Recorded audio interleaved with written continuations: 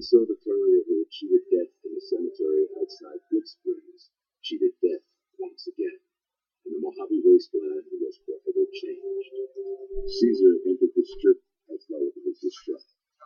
The Legion pushed the NCR out of New Vegas entirely, driving them back to the Mojave Heartlands.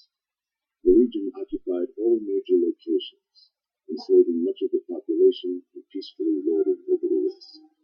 Under the Legion's banner, civilization, unforgiving as it was, finally came to the Mojave wasteland. Though the courier himself was just and forthright in his dealings throughout the wasteland, he helped the Legion achieve victory. Caesar honored him with a golden coin, minted in celebration of his contributions, and distributed throughout the wasteland.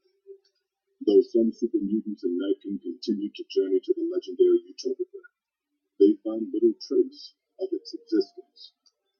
Some eventually found their way to Jacobstown, but many wandered off into the wastes, confused and disheartened. Without organized leadership, the remaining boomers slowly drifted away, leaving Nellis Air Force Base to be flooded by prospectors and scavengers. All of the boomers' accumulated knowledge quickly scattered, and their existence slowly faded from them. Buried beneath tons of rubble, the Mojave chapter of the Brotherhood of Steel is no more. Those few who were outside the Hidden Valley bunker when it was destroyed settled into new lives, or headed west to find a new chapter to keep. At odds with leadership over the Brotherhood's future, Veronica looked to the Mojave wasteland for an answer both she and they could live with. But the answer would never come, and the dangers of the world that had left the Brotherhood of Steel behind would eventually claim her life.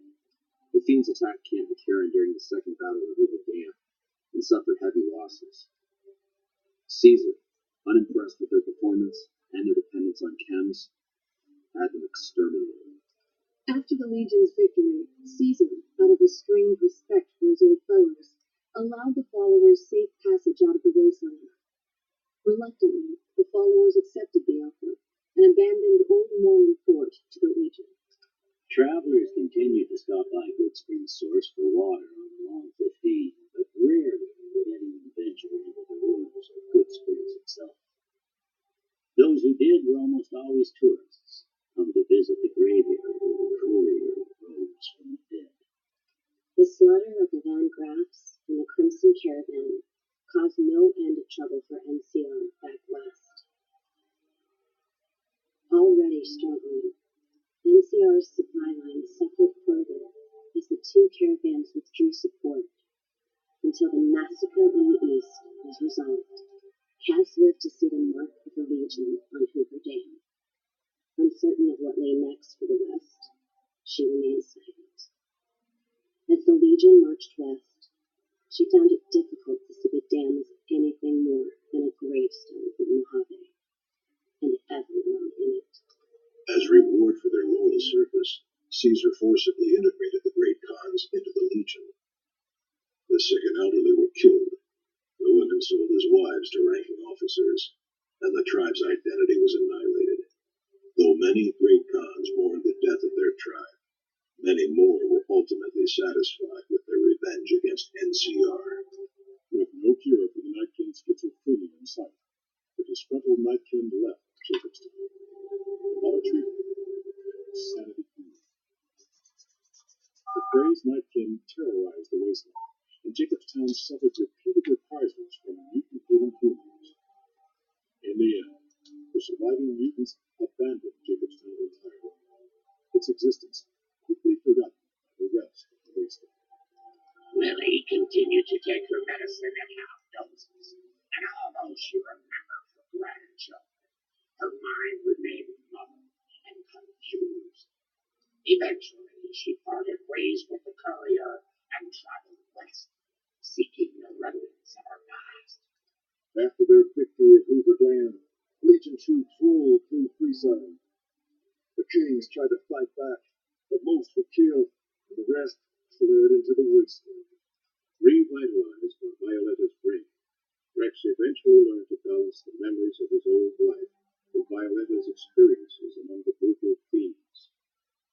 His mind had difficulty adjusting, but Rex eventually destruction of the Repcon rockets appeared to be a boon to the salvagers of Nova. The benefit would never be realized. Radioactive fuel from the wrecked ships seeped out and contaminated the area. Salvagers were forced to move on, and the town was abandoned. Tired of waiting for the world to be done with, Boone ventured into the wastes to make his own way out. Unable to clear his mind of the past, he was at last granted the death he'd awaited, bringing final rest to a life that had ended long ago. After Hoover Gaming, the leaderless power gamers at the correctional facility vanished into the wastes, leaving the prison empty. The correctional facility became another abandoned ruined wasteland, its carcass occasionally picked over by enterprising prospectors. Armed with a wide array of improvised explosives and stolen weapons, the Vault 19 powder gang tormented the Mojave wasteland for years. Citizens of the NCR were favorite targets, and they always suffered the worst fates.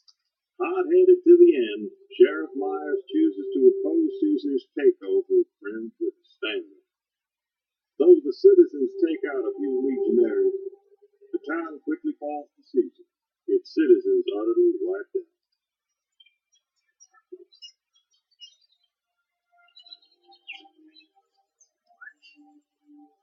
And so the Courier's Road came to an end for now.